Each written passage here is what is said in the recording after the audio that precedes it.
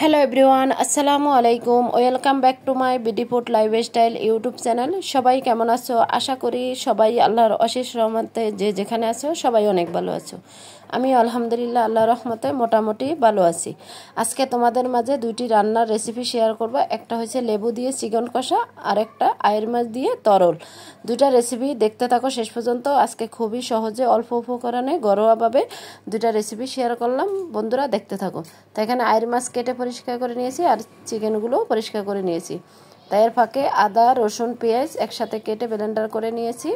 আর এখন যেহেতু সবজি দিয়ে রান্না করব, সবজিটা একটু ভালোভাবে ছিলে নিয়েছি একটা গ্রেটারের মাধ্যমে। আর এই গ্রেটারটা দিয়ে আমার খুবই ভালো লাগে, খুব দ্রুত আমি ছিলতে পারি।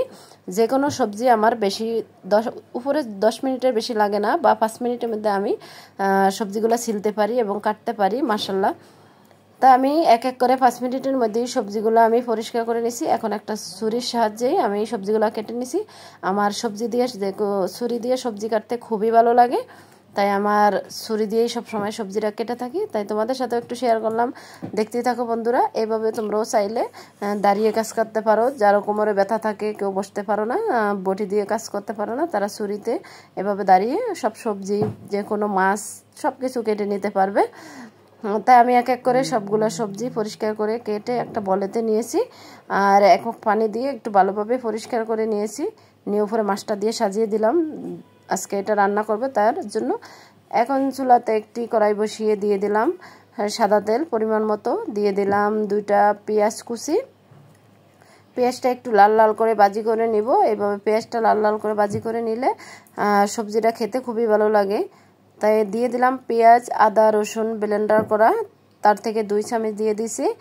দিয়ে একটু ভালোভাবে তেলের ভিতরেই মশলাটা একটু কষিয়ে নিব।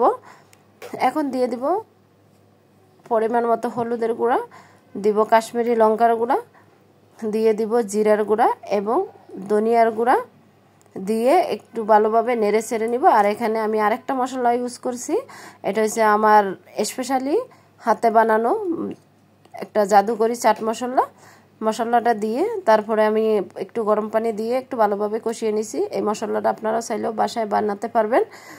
অবশ্যই প্রসেসটা দেখাবো ভাবতেছি, কিন্তু সময়ের জন্য পারতেছি না। আর ইউটিউবে কাজ করা তো অনেকটা সময় লাগে, ভিডিও করা, ভিডিও এডিট করা, তারপরে সংসার আছে, সব মিলিয়ে অনেক সময় মিলাতে পারি না। তার জন্য ওই ভিডিওটা দেওয়া হচ্ছে না, অবশ্যই দেখিয়ে দিব আর ওইভাবে ভিডিওটা করব। আর মশলাটা অবশ্যই তোমরা বাসায় বানিয়ে সংরক্ষণ করে রাখতে পারো, সামনে কোরবানি ঈদ আসতেছে, তাই তোমাদের জন্য অনেক উপকার হবে। এই মশলাটা দিয়ে যে কোনো মাছ সবজি অথবা মাংস রান্না করলে একবার খেলে অবশ্যই বারবার খেতে মন চাইবে। তা এর ফাঁকে মশলাটা কষানো হয়ে গেছে, দিয়ে দিলাম মাছগুলো সম্পূর্ণ, দিয়ে ভালোভাবে একটু কষিয়ে নিছি প্রায় 20 মিনিটের মতো চুলা মিডিয়াম আছে দিয়ে। এখন হালকাভাবে নাড়তে হবে, যেহেতু মাছটা চুলাতে দেওয়া হয়েছে, মাছটা নরম হয়ে গেছে, ধীরে ধীরেই নাড়তে হবে। আর মাছ ভেঙে গেলে তরকারিটা আমার কাছে ভালো লাগে না, তার জন্য। আর আগে থেকে গরম পানি করে রেখেছি, এই গরম পানিটা দিয়ে দিছি। এখন এখানে মাছটা একদম 99% কষিয়ে তারপর সবজিটা দিব, যাতে সবজিটা রান্না করার পরেই মাছটা উপরে দিয়ে কিছুক্ষণ রেখে নামিয়ে নিতে পারি। তার জন্য এইভাবে যদি মাছটা রান্না করেন সবজি দিয়ে, তাহলে খেতে দুর্দান্ত হবে। আর বিশেষ করে মশলাগুলো কষাতে হবে ভালোভাবে, আর মশলাগুলো পারফেক্টভাবেই দিতে হবে, তাহলে যে কোনো রান্নাই স্বাদ একটু আলাদাই হবে। তা আমি এখন পানিটা দিয়ে একটু নেড়ে ছেড়ে বলক চলে আসছে, তাই চুলাতে প্রায় রেখে দিব মাছটা হওয়ার জন্য আধা ঘন্টার জন্য। আধা ঘন্টা পর্যন্ত চুলা মিডিয়াম আছে দিয়ে মাছটা রান্না করে নিব। দেখতেই পাচ্ছ মাছটা মাশাআল্লাহ রান্না কমপ্লিট হয়ে গেছে। এখন আমি একটা চামচের সাহায্যে মাছগুলো একটু প্লেটে তুলে নিচ্ছি। মাছটা তুলে না নিলে তো সবজিটা দিলে মাছ ভেঙে যাবে, তার জন্য মাছটা তুলে নিলাম। এখন এই মশলার ভিতরেই দিয়ে দিলাম আগে থেকে কেটে রাখা তরল। এটারে আপনারা কি বলেন জানি না, আমরা তরলও বলি দুন্দুলও বলি, কিন্তু এই সবজিটা খেতে এতটা মজা যা বলার ভাষা নেই। আর এই গরমে তো একটু মাছের ঝোল বা সবজি হলেই পারফেক্টভাবেই হয়ে যাবে, কারণ প্রচণ্ড গরম পড়তেছে। এখন একটু তরল জাতীয় খাবার খাওয়াটাই বেটার, না হলে শরীর অসুস্থ হয়ে যাবে। তাই আমি সবজিটা একটু ভালোভাবে এখানে কষিয়ে তারপরে প্রায় 15 মিনিটের জন্য ঢাকনা দিয়ে রাখবো। তা এখন একটু ভালোভাবে কষিয়ে নিচ্ছি।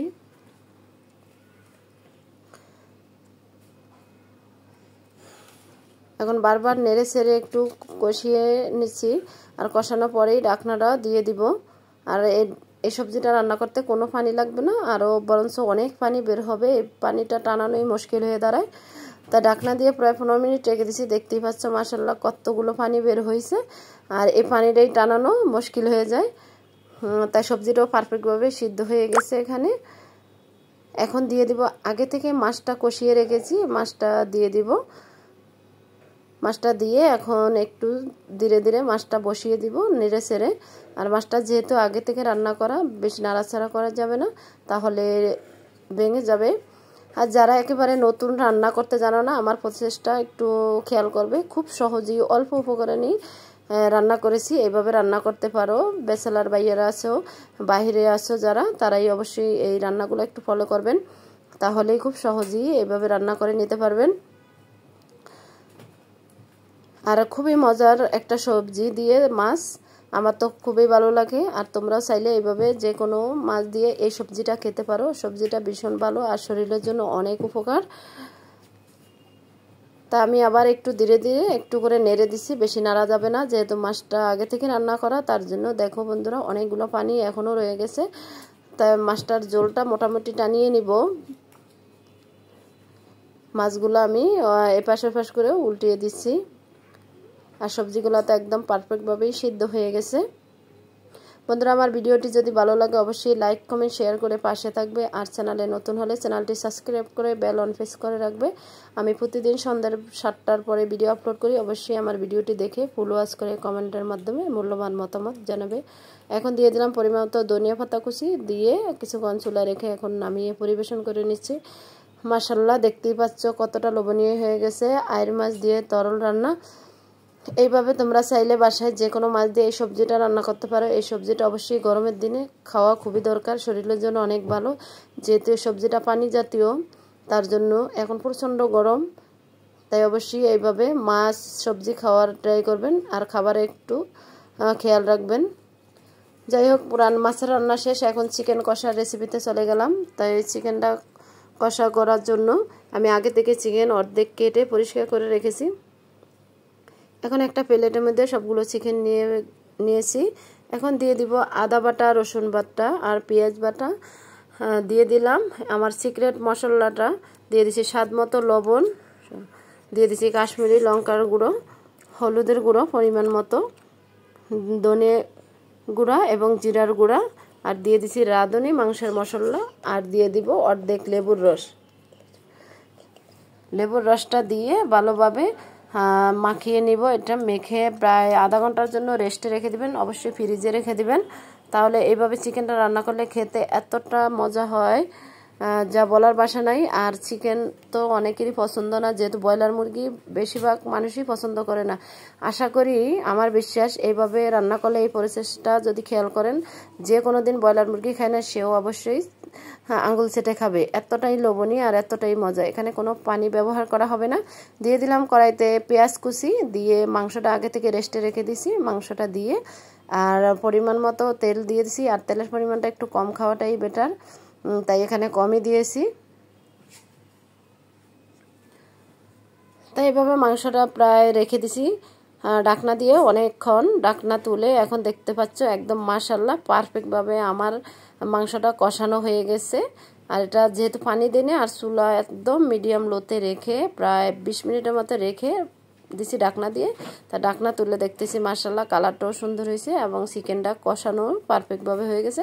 তা আজকে আমার চিকেন রান্না হয়ে গেছে মাশাআল্লাহ। তাই আমি একটু জিরার গুঁড়ো দিয়ে নামিয়ে নিচ্ছি, আর এখন একটু পরিবেশন করে নিচ্ছি একটা প্লেটে। বন্ধুরা কতটা লোভনীয় হয়েছে দেখতেই পাচ্ছ চিকেন কষা। আর এইভাবে লেবু দিয়ে অবশ্যই চিকেন কষা বাসায় ট্রাই করবে, খেতে দুর্দান্ত হবে। বন্ধুরা আমার দুইটা রেসিপি আজকে কেমন হয়েছে অবশ্যই কমেন্টের মাধ্যমে মূল্যবান মতামত জানাবে। আর যারা ভিডিওটি দেখতে দেখতে এই পর্যন্ত একটি লাইক দিতে ভুলে গেছে, অবশ্যই একটি লাইক দিয়ে ভিডিওটি কন্টিনিউ করে যাবে। আর আমার ভিডিও দেখার জন্য অসংখ্য ধন্যবাদ। আজকে বিদায় নিচ্ছি। আসসালামু আলাইকুম, আল্লাহ হাফেজ।